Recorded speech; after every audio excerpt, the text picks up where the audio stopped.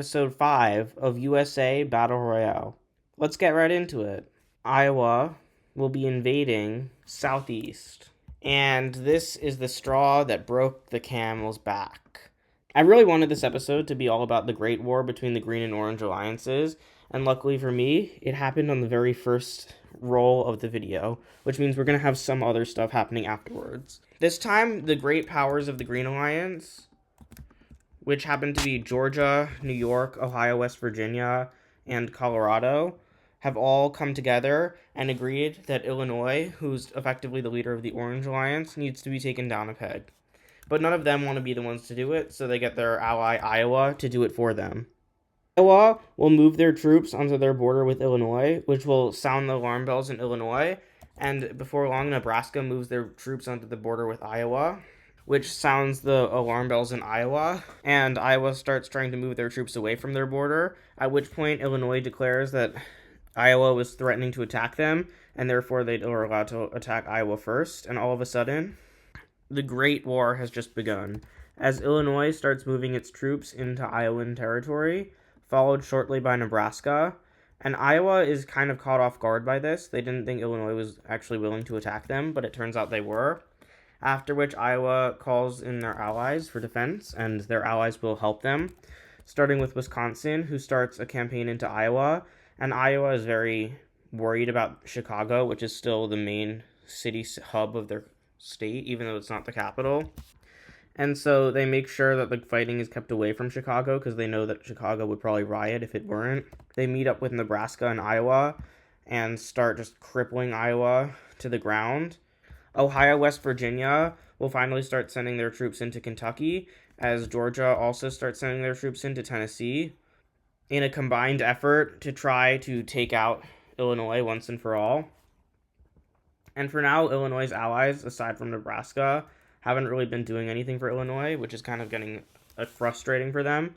So finally, they'll call in Michigan to start invading into Wisconsin from the south to try and get them to be distracted.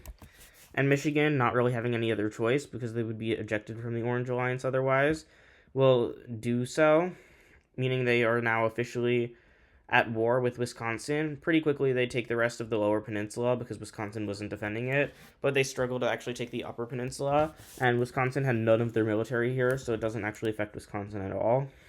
However, it is still good for Illinois in a way because it encourages Ohio, West Virginia to start invading into Michigan, as well as New York, who also starts invading into Michigan from their little thing they have over here.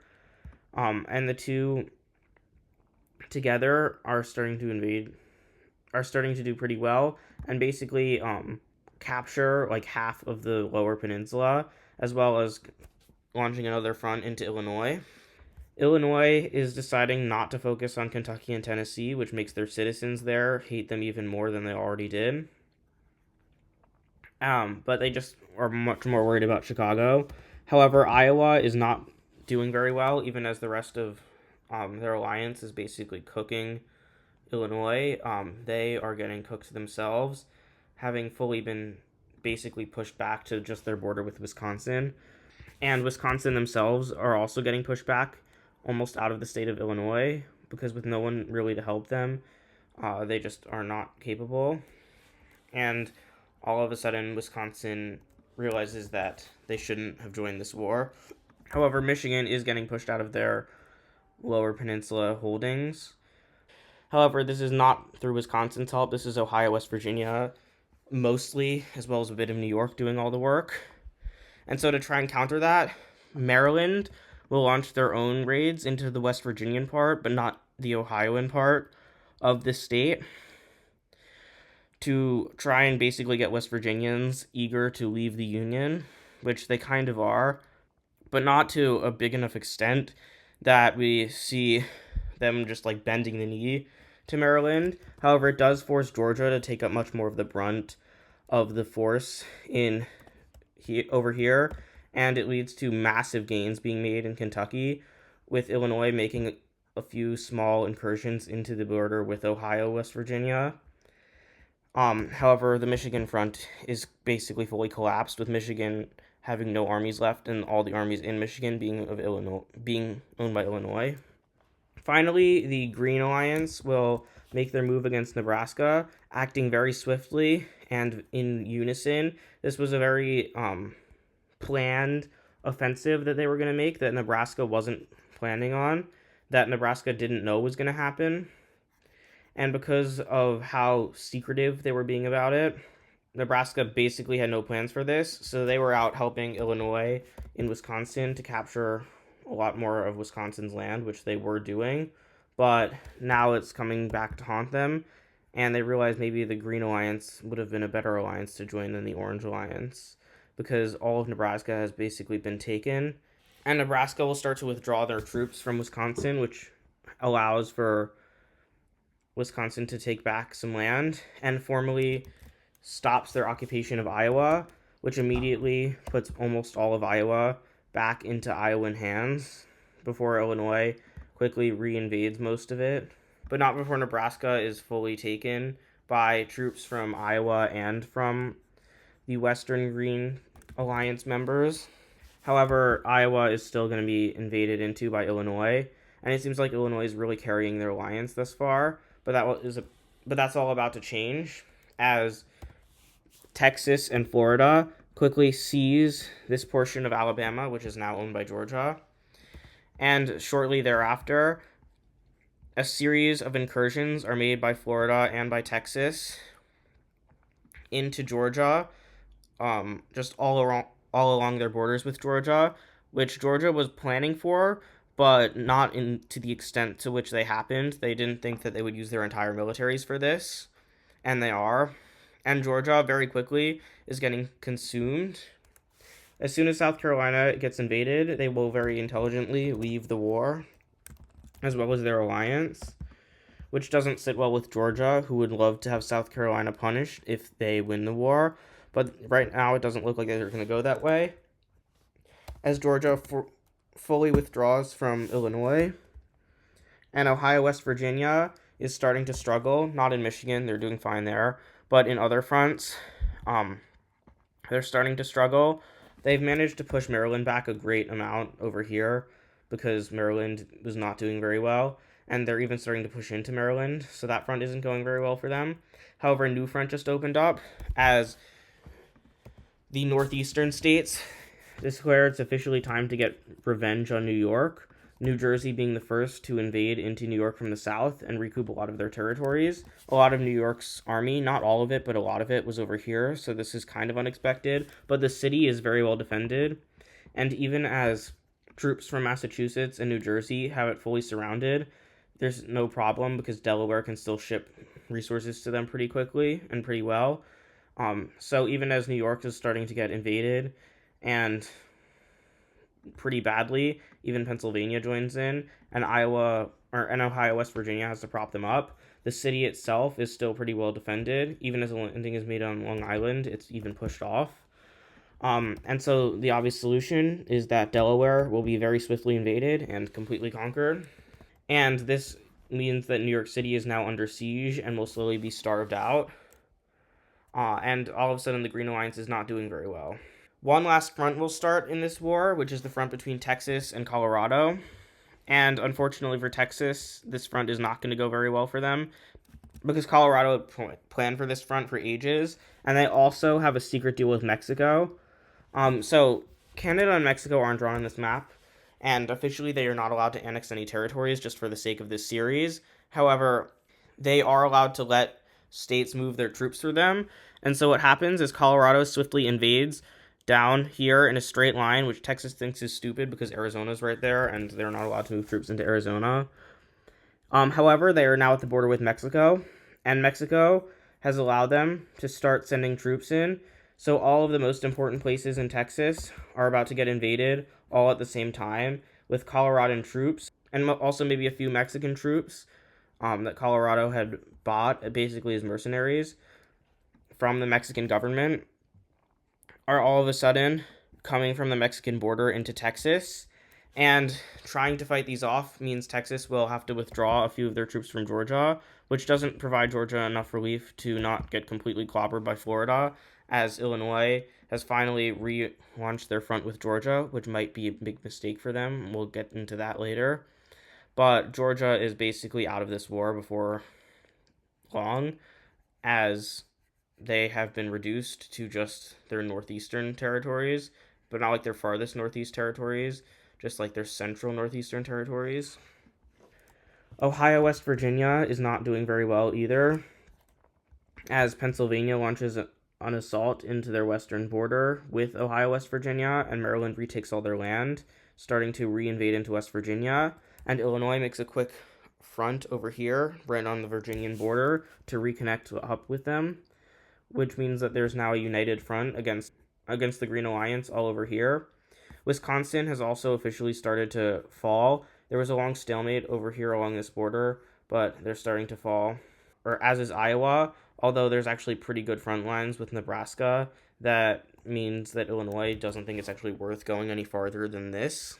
The real place the Green Team is winning still is in Texas, where advantages brought by Mexico have allowed for Colorado to basically take the entire border between Texas and Mexico, pretty easily. And all of Texas's army was basically in Georgia, which means they're still moving over here, and it's like a huge logistical nightmare to try and move their troops over here. And just large, massive portions of Texas are being taken by Coloradan troops, who also managed to cut off a large number of Texan troops and civilians over here. And they basically ransom these guys back to Texas and say, hey, we're not going to let any food into this area until Texas surrenders to us and agrees to leave the Orange Alliance and the war. And we won't take any territory from Texas in exchange. And Texan people don't like that, but the government doesn't care. They see right through it.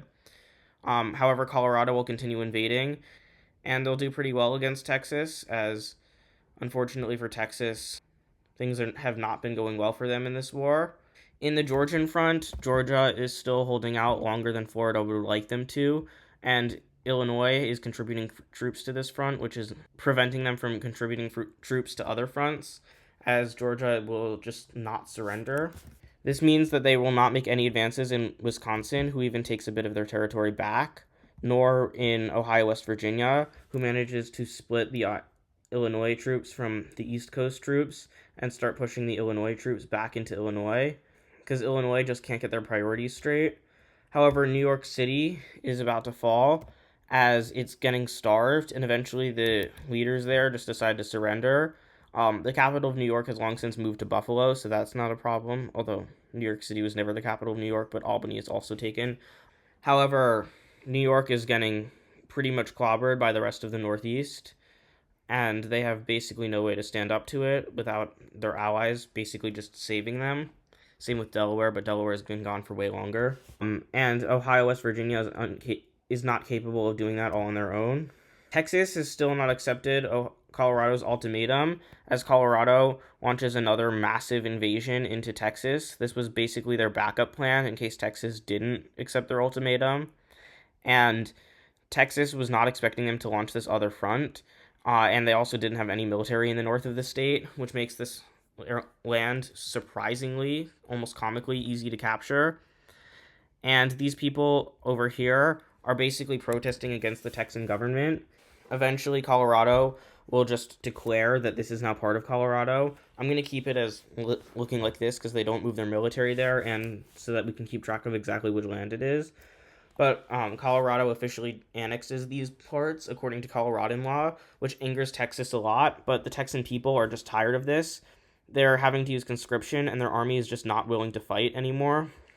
So any Texan troops that were fighting in Georgia leave, which allows for Georgia to do some more invasions to the west, but it's fine for the Orange Alliance on that front because Florida is finally getting their act together, and they managed to wipe out Georgia once and for all, which allows Illinois to turn their attention back to Wisconsin, and Wisconsin will not have a good time as they get reduced to the Upper Peninsula of Michigan, which basically invites Illinois to invade into them and liberate them from Wisconsin. Invasion plans navally for the Lower Peninsula have commenced because the Upper Peninsula is just an absolute slog with barely any ground having been gained. And the border between Ohio, West Virginia, and Illinois is also basically stalemated. The East Coast is doing a little bit against Ohio, West Virginia, as well as against New York, but not enough to change the tides of the war. One front we haven't talked about in a while is the Iowa front. But because Illinois is just so focused on other fronts right now, South Dakota, just all of the Western Green Alliance states, have managed to push further and further into Iowa, liberating more and more parts of them until they can invade into the Illinois territories of Missouri. And they are doing just really well. The one front where the Green Alliance is doing well, actually, there's another one, which is the Texan front. The Texan people basically march on their capital and pressure the governor to resign.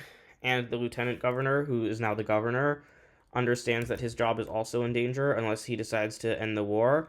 And so he will make the sad decision to leave the Orange Alliance, thus leaving the war, which is very, very bad for Florida, because all of a sudden the western territories of Georgia rise up in opposition to Floridian occupation, and there's no Texas to drive them back, which is annoying for Florida, as all of a sudden South Carolina rejoins the Green Alliance to reclaim their lost land that they had lost to Florida, which was currently being occupied, and they do so, but then Florida launches another invasion into them, which I'm not sure why they didn't expect that. However, Florida continues to lose on the western front, so maybe Florida shouldn't have done that, and they even start getting invaded into a bit. However, that doesn't matter either, as Florida is just doing so well against South Carolina that South Carolina regrets having ever rejoined the Green Alliance. But none of that matters, because the fact that Texas left the war means that the other front that the West was dealing with is now gone, and they can pummel their troops hard into Illinois, and that's exactly what they do. First, liberating all of Iowa, which takes a while, but is possible. Then, invading into Illinois, trying to take as much territory as they can as quickly as possible, and all of a sudden, Wisconsin is getting partially liberated, and Ohio, West Virginia, and New Yorker troops will make a march from the Lower Peninsula to start retaking the Upper Peninsula. It starts getting retaken pretty quickly, and Wisconsinites from the regions that are getting freed are starting to fight for their own state, invading all over the place as more rebels start to rise up against their occupation, and Illinois decides to fully withdraw from Wisconsin just because they don't feel like occupying anymore. New York has Buffalo being besieged by this point, which is pretty bad for them. However, the good thing about this is that their alliance is starting to win elsewhere. Not in South Carolina, mind you, where South Carolina has fully been taken. But Florida is starting to slowly fight against the Georgian Rebellion and eventually take that as well. Florida seems to be one of the only competent members of their alliance, it seems. Because Ohio, West Virginia has just made a super intelligent strategic decision, focusing on the border with Virginia and Illinois, and marching along that border, because they know that Virginia has better relations with them than with Illinois. And if Illinois were to accidentally move troops into Virginia, that would start a war. But if Ohio, West Virginia did it, then it would be just like a oops, sorry. So while they're also pushing back on the east, Ohio, West Virginia is making this genius play that is doing really well for them, as they're able to recoup a lot of territory pretty well, pretty quickly, and eventually Illinois is getting destroyed on all sides, as they are now officially not occupying any territory outside of their state, with the exception of the northern parts of Georgia, which eventually they're also forced to withdraw from to try and prevent their collapse. But a massive invasion of Chicago is attempted and fails. However, it's too late for Illinois, as Chicago has just decided to be besieged, and that ends up working, as the city of Chicago is getting starved, and Springfield is captured, which means that Illinois has to move its capital, which they decide to move into literally the middle of nowhere so that they can't be found. It's not even like a city that anyone here would have heard of. Florida finally starts sending troops up into this front, which helps against Ohio, West Virginia a bit, but not enough to start changing the tides of the war at this point, as Buffalo is taken and New York will fully surrender, which is bad, but not that bad, as Ohio, West Virginia just occupies their territory here, Chicago will finally stop resisting as well at this point, which is really bad for Illinois, as people throughout Illinois are mostly just people that were at one point not from Illinois and got annexed by Illinois, and now they're starting to realize they probably are going to be better off not resisting the invasion of Illinois that's happening. And so 99% of the troops that are here, maybe 90 or 80% actually, are from Florida. And although Florida is great, they're not going to be able to hold off basically the entire rest of the country forever. And so eventually they get pushed all the way back to Tennessee before a massive stalemate takes place that'll last for a little while. Over in the east, New York City will rebel against their occupiers, which is annoying, but the city is relatively easily retaken by the invading states.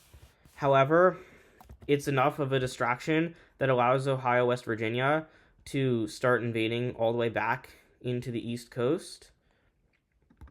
And things are starting to get really bad as New York is starting to get partially liberated. Their government is recreated, and things are about to get even worse for them because this stalemate in Tennessee just collapsed in the West, which is going to allow these guys to go around the stalemate and start flanking them from behind, which forces Florida to withdraw all the way from what used to be Illinois' territory.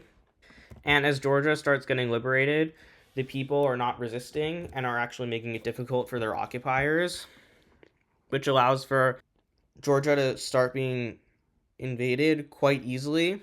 And eventually Florida realizes this entire thing is pointless and will officially leave Georgia as well as South Carolina. However, both of whom rejoin the Green Alliance, I should say, in exchange for a treaty with the Green Alliance that they won't be invaded, which is honored, which means that the only front left is the Northeast, which is a very much a stronghold, but against the rest of the country, it's not really much. And so New York, Pennsylvania, and Maryland will be invaded. A rush is made by Ohio, West Virginia to cut off a portion of Maryland, which is then swiftly taken before the entire Chesapeake region of Maryland is taken. And this is bad because Delaware is now able to be liberated. And once Delaware is liberated, things really start to go very badly. New Jersey is basically taken in the span of a few days before New York City is liberated, as well as the rest of Long Island. Then Pennsylvania is invaded, and, well, it doesn't go well. And seeing no hope, both Massachusetts and Maine will decide to leave the war, leaving New York liberated. And we can officially look at what a peace treaty will look like. This is the end result of this war. Okay, I'm going to do way fewer events than a normal video, but I feel like I can't just do one event in a video. So let's do like 2 more, let's say. Texas will be invading east. So right after their loss in the war, Texas is getting kind of bitter about their loss in the war, and they want to provoke the Green Alliance a little bit because they don't think the Green Alliance has what it takes to hold together for much longer now that the Orange Alliance is gone as a threat. So Texas will start lining up its troops on the border with Georgia, and this sends the Green Alliance into a frenzy over whether or not they shall allow Texas to reinvade into Georgia, with a lot of states saying they shouldn't and a few states saying they should. Notably, states saying they should include New York and Ohio, West Virginia, 2 of the strongest states in the Green Alliance, probably besides Georgia and Colorado. And so as Texas begins to cross the Mississippi, which defines the border between the 2 of them, quickly taking New Orleans, which didn't really care about being part of either state, and invading into Georgian territory, they do receive a flood of support from the Green Alliance, and Colorado does start invading into them. But Mexico, no longer being afraid of Texas, doesn't help Colorado, and even starts hindering Colorado because they're kind of more afraid of Colorado now, allowing Texas to send troops up to here. And Colorado makes an agreement with Texas that they'll just silently leave the war. Georgia never finds out about this, but it does allow Texas to start invading into Georgia. And Georgia will decide that because their allies aren't helping them, they are going to leave the alliance and also surrender to Texas because they don't want to lose more land than they have to. And ultimately, they only surrendered the land that was being occupied. However, with Georgia leaving the alliance, South Carolina also leaves the alliance, as does Delaware, Iowa, Wyoming wants to, but they're surrounded by other states in the Green Alliance, so that probably wouldn't go well for them. And finally, Wisconsin also leaves the Green Alliance. And so now the Green Alliance is just an alliance of the strongest states in the country, besides Georgia and maybe Texas and obviously California, who's been a silent player. They have not been rolled once this series. The Green Alliance is no longer the hegemon over the country that it was following the end of the Great War, because Texas proved that they didn't care as much as they looked like they did. Minnesota will face a rebellion. That's the last event of this video. And Minnesota doesn't have much conquered territory. So instead of this being a rebellion about conquered peoples, it's actually more of a revolution.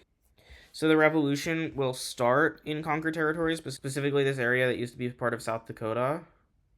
They really don't like the current government of Minnesota, which is trying to basically ban democracy. And so they start rebelling, and they instantly get the support of South Dakota, becoming basically a proxy of South Dakota, who helps them invade into Minnesota, and also just starts an independent invasion into Minnesota that kind of merges with the rebellion. And Minnesota's government is very not popular with their people, as more areas around the state start to open arms against the government.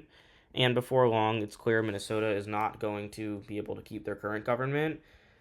They attempt to surrender to South Dakota, but South Dakota says not until you switch your government, and their government is basically fully totalitarian right now, so it's not going to happen, as Minnesota ends up being conquered by South Dakota.